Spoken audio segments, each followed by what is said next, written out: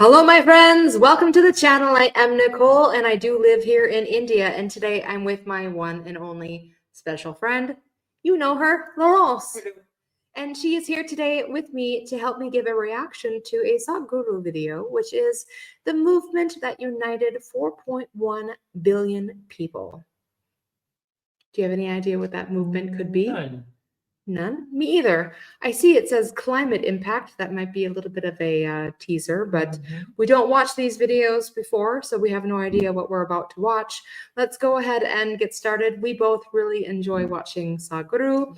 It's a calming presence with generally very good things to say. Good things to say. So that's really nice. Sometimes you just need that for your brain and your heart. And yeah, so let's go ahead and get started. If you haven't already, please give me your like, please give me your subscribe, and let's go.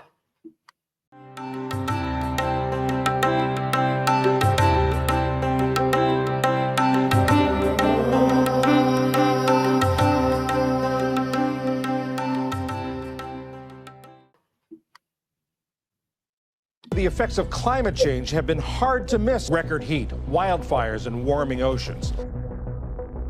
A new report from the United Nations Intergovernmental Panel on Climate Change has highlighted the vicious cycle of climate change and land degradation.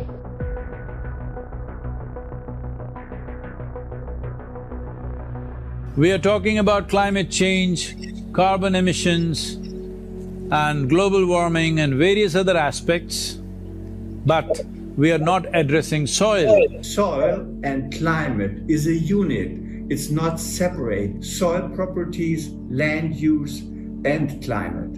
Each is dependent on each other. Maximum amount of carbon was always in the soil, but now a lot of it is in the atmosphere where it should not be. But nearly 40% of this is happening simply because soil is left open. For this, the main contributor is agriculture or open lands. The same soil which would have taken carbon dioxide and methane from the atmosphere is now releasing it simply because we are leaving it open and there is no life or microbial activity. Without enhancing the soil biome, sequestering carbon just by this and that technology is not the answer, because carbon is not our enemy. We are all carbon life. Life on this planet is a chain of carbon. In this chain, the life cycle or the carbon cycle, soil is the most important link, and that is wearing thin, very thin, dangerously thin.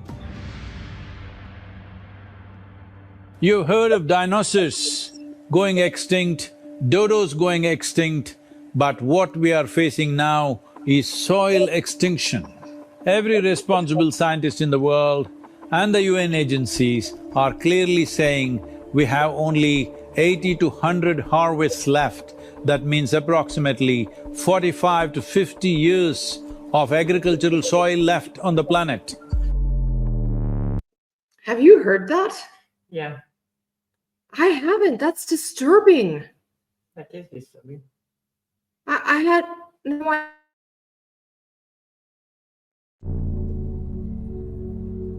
By 2045, we will be producing 40% less food than what we are producing right now, and our populations will be 9.3 billion people. That's not a world in which you want to live. And 2045 is not too far away. It is in your lifetimes you will see this. It is not future. So, this problem, the soil as an issue, climate change as an issue, is not about future generations. It has come. Soil is a basic entity on which all terrestrial life depends. 95% of all the food which is consumed by human comes from soil. As much as 95% of all antibiotics taken by human and animal come from soil. So soil and life have evolved together. There is no soil without life, and there is no life without soil. In a handful of soil, there are over 5 to 7 billion organisms. Only because of gut microbes that are there, we digest food. The same is true with all the plants and trees. They cannot take the nutrients from the soil by themselves. They need the help of the microorganisms. Good guy bacteria, good guy fungi, protozoa, nematodes, microarthropods, earthworms, incatriodes. All of those organisms are required to have a good, healthy soil so your plant gets the balance of everything that it needs every second of every day. See, right now, the organisms here, the only food they can eat is organic content. Where will the organic content come from? It is only the green litter from the trees or the animal waste which can put organic content into the soil. In normal agricultural soil, the minimum organic content should be between 3 to 6%. The most minimum is 3%. 3% is kind of the borderline, where you've got enough diversity in the kinds of foods that are present so that all of the necessary sets of microorganisms will be able to perform their jobs. In most of the Western world, we have so destroyed sets of species of different functional groups that we're on the edge of not being able to come back from that. Over 62% of India's soil has organic content less than 0.5%. Entire southern Europe, the soil organic content is just around 1% or below. Over 50% of the topsoil in whole of United States is gone. See, this is sand. If you add enough organic content into this will become rich soil. Similarly, if you take all the organic content out of the soil, it will become sand. So this is called as desertification in the world. World's agricultural soils are becoming sand or turning into a desert largely across the world because there is no organic content. So we are seeing how to get a policy in 192 countries to make this the norm, that if you own agricultural land, minimum 3 to 6% organic content must be there by law. Initially by recommendation, then by incentives, and then by law. To bring the law what is needed. This is a democracy. That means people are the power, it's people's power. That's what it means. So this is important. The people of the world have to speak and say, we are ready for long-term solutions. So as a part of this, in 2022, I rode from London to Kaveri on a motorcycle, 30,000 kilometers in 100 days. I was 65.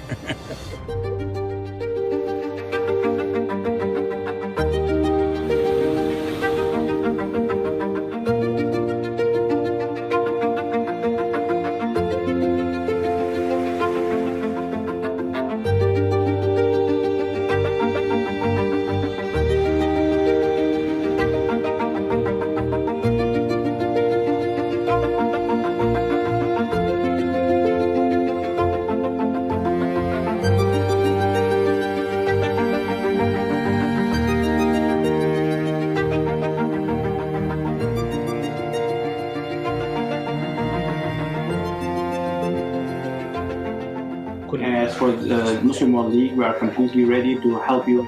You've inspired me to think about soil very differently.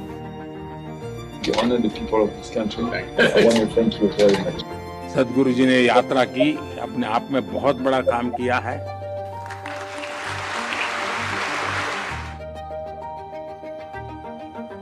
Dear Sadhguru, one of the world's voices and leaders on soil conservation. The movement that you are taken up as a soil scientist, I could not expect any more God's blessing than that. Join the Conscious Planet movement to save soil.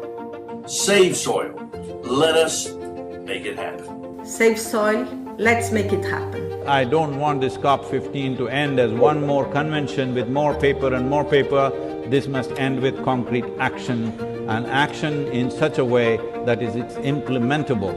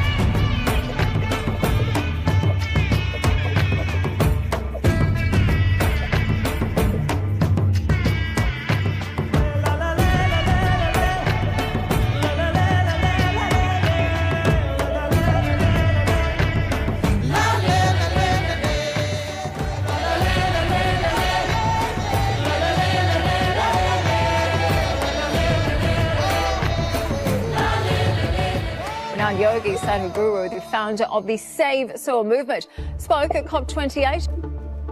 If 60% of any electorate clearly states, we are concerned about the soil, what about our children, what are you doing for them? If you don't do this, we will not elect you. This will become the electoral issue.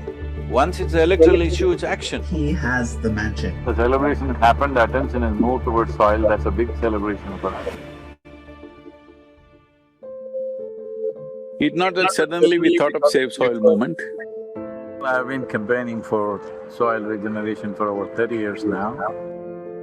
This journey, in terms of experience, it started very early in my life, from 1998. On that year, some UN agencies came to Tamil Nadu and made a prediction that by 2025, 60% of Tamil Nadu will be facing desertification. In my experience, I felt it'll happen well before 2025 because 3 perennial rivers had dried up in Tamil Nadu. When I saw this, I thought we need to do something. So based on this, we started a movement called Project Green Hands, which planted millions of trees, still continuing to do that. And we saw a significant improvement in the soil quality, in the nutritional values of the food, and above all, for the farmer, it is an economic process because in 7 to 8 years' time, his income is going up anywhere between 300 to 800%. My work is to officiate the marriage of economy and ecology because if these two things don't come together, ecology will be beaten. Based on this, we launched the next thing because I saw there were many policy anomalies to plant trees in the land. How this was affected is, I drove from Kanyakumari to Himalayan region in 29 days, covering 16 states. At that time, in these 16 states, there were 6 different political parties. We got absolute participation from all the political parties because there were 162 million people supporting the movement.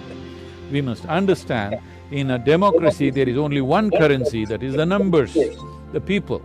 I gave this policy document to the Prime Minister at about 6:20 in the evening. Next day before 11 o'clock, just before 11 o'clock, the PMO calls us and says, a special cell has been formed and they want a soft copy. Within 3.5 months, the Niti Aayog made this a recommendation policy for all the 28 states. मैंने तो आपके प्रयासों को खुद देखा है। नदियों की निर्मलता और अविरलता को आपने जिस प्रकार से बल दिया है, समर्पण भाव से काम किया है। So that is the story of Rally for Rivers. We knew that we had to manifest something which is a large-scale sample. This is why we took up Kaveri calling.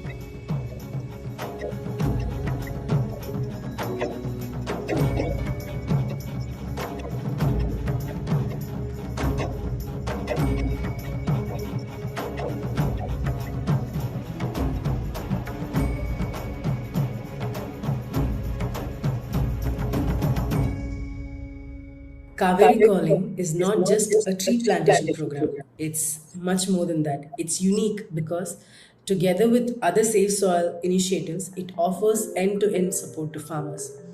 This is done through training and hand-holding farmers during their adoption of tree-based agriculture by providing low-cost saplings.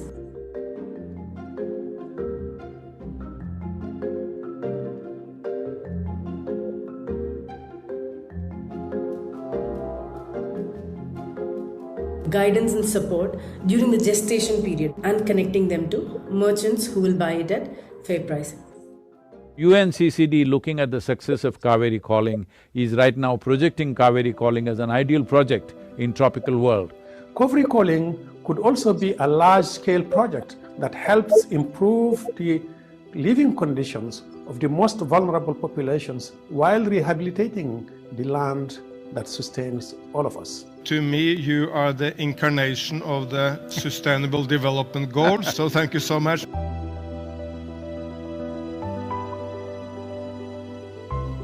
The movement also supports farmers through farmer-producer companies. We are spearheading this movement called Farmer-Producer Organization, where farmers are coming together and forming a corporation-like thing so that they have the power of scale. We're envisioning FPOs with 10 to 25,000 farmers coming together. Money from the sale is deposited in our bank account. It is that easy. Today, when we market our produce, we receive a good response. Many doors are opening for us. Let us say 10,000 farmers with adjacent lands came together, we can cause a revolution and set up an example that how farm life can be changed dramatically. In 5 years' duration, we can multiply their income significantly, we can change the soil composition. We have created model farms across South India to demonstrate how regenerative agriculture can help revitalize soil, water, and agriculture itself. These models and our model farmers have inspired thousands of farmers to adopt regenerative agriculture practices for the crops that they have been growing for decades. These regenerative practices have significantly enhanced farmers' income because the quality and also the quantity of the produce has improved. And consumers are more than happy to pay premium for healthy and nutritionally dense foods. अलग अलग कंपनियां तो कई सारी बनी है, लेकिन मिट्टी बचाने के लिए कोई कंपनी बनी हो ऐसा कहीं पर नहीं हुआ है। पहले स्टार्ट किया था हमने काम एक छोटे 40 गांव में, लेकिन अब आने वाले समय में 1500 से ज़्यादा गांव में ये काम पहुंच जाएगा। सिर्फ हिंदुस्तान के लिए नहीं, पूरी दुनिया के लिए रोल मॉडल बनेगा, मुझे भरोसा है। I would like to thank Isha Save Soil Movement. I'm implementing all the things I learn in every training program, and whatever I need for my children and family, I'm able to produce from my own farm.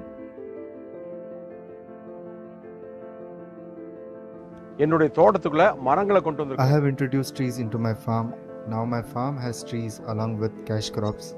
Earlier, when we tested the organic content in the soil, it was only 0.5%. Now it has increased to 1.3%.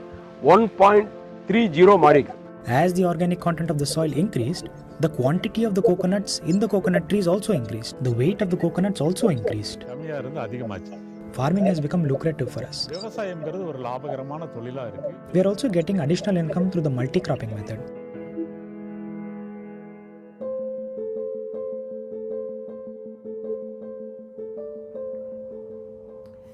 Soil.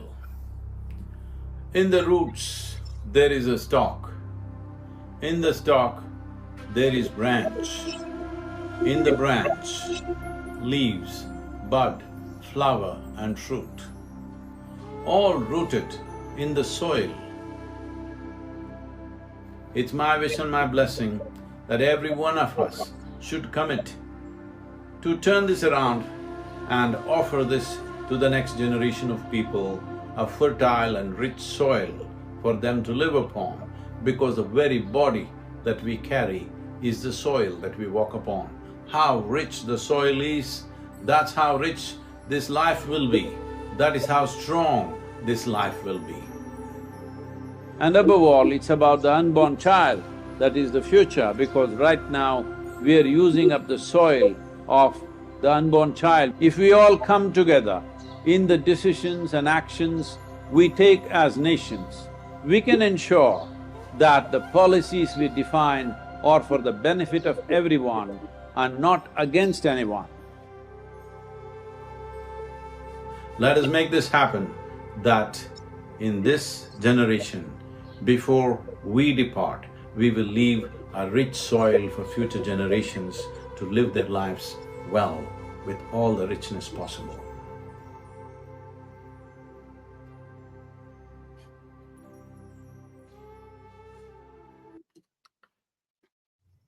Wow, well, I had no idea that he did all these things. Oh, I didn't know he did all of that.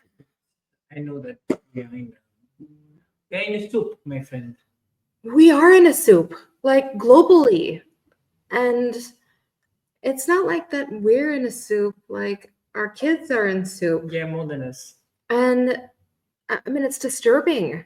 Like you hear about climate change and yada, yada, yada. And I have, friends that live in cold climates, and a lot of them are like, hey, it's good for us. I mean, it's looked at in a lot of places like it's a joke, and it's not a joke. Like we are destroying our planet, and we are destroying eventually where our children and children's children are going to be living. And it is, Well, it's simple.